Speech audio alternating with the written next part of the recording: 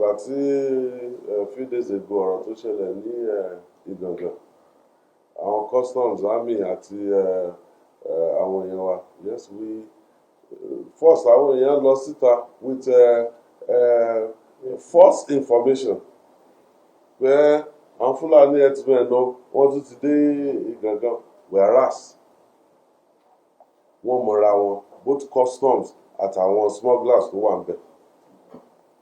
Ìgàngàn ń ṣe border town.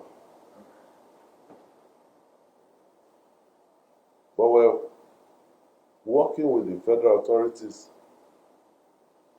They've arrested most of them. Ìbọn tí wọ́n gbà lọ́wọ́ àwọn sójà àti kìíní ó sì wà lọ́dọ̀ wa. I said I won't release it until tí mo bá get attention of the federal authorities. The Constitution of Nigeria, Oyo State, is a federating unit. Yes, mi ò ní kí wọ́n máa wá ṣe operation níbí, but they must tell us. They must inform us. Wọ́n lè má disclose detail ní tó fẹ́ sọ fún wa, but we must know.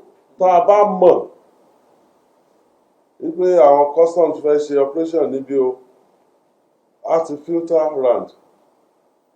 The young man tó jẹ́ Àmọ̀tẹ́kùn coordinator ní Igbóọrà, Ìbàràpá Central will have still been alive today. Because ẹ lọ ṣe operation gbé mọ́tò customs dání gbé mọ́tò ọlọ́pàá dání you went in plain kínní bí wọ́n dẹ̀ ṣe fẹ́ wọlé wọ inú ìlú they were confronted because at the heightened security in all of these places. So we'll keep appealing to them. We'll keep also appealing to our people. False information will help anybody.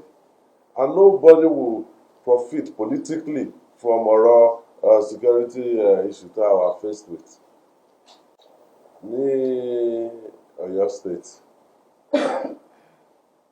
àwọn tí wọ́n ṣe rò pé àwọn lè fi ọ̀rọ̀ ẹ̀sìn wọ́n lè fi da ìpínlẹ̀ ìlú. I'll keep telling them kí wọ́n lọ wá nǹkan míì ṣe. Kí wọ́n já mi lórí ọ̀rọ̀ pé a fẹ́ fi ẹ̀sìn a fẹ́ fi da ìpínlẹ̀ Ọ̀yọ́ rú. Tó bá ní program tí wọ́n fẹ́ political power Ọlọ́run ló lè gbé wọn dépò èyí ò lè gbé wọn débẹ̀. Pé níwájú housing corporation the playground tó wà ń bẹ̀ àti sọ di playground because everybody mọ̀ pé tẹ́ bá kọjá níbẹ̀ ẹ rá ọmọ tó ń gbá football níbẹ̀ tó bá jẹ́ pé tí ní bá wà wọ́n máa ń lò ó láti gbàdúrà even wọn ò bá ṣe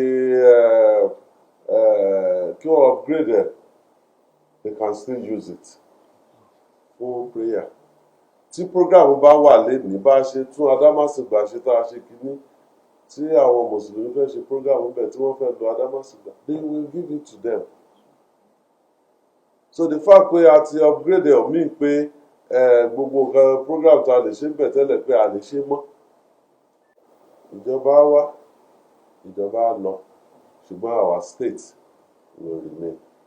Ẹni tó bá dẹ̀ fẹ́ mu omi nínú kànga kan wọ́n ṣe bí agbára ìjọba ni wọ́n wá àwọn náà fẹ́ ṣèjọba ni.